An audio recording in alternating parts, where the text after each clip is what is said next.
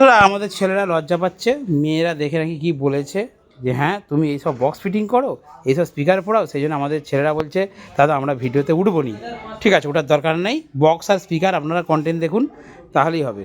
তো যাই হোক বন্ধুরা, দেখতে পাচ্ছেন এখানে একটা 10 ইঞ্চি 2 এর পপ আমি রেডি করছি। তো ওটা একজন দাদাভাই অর্ডার দিয়েছেন।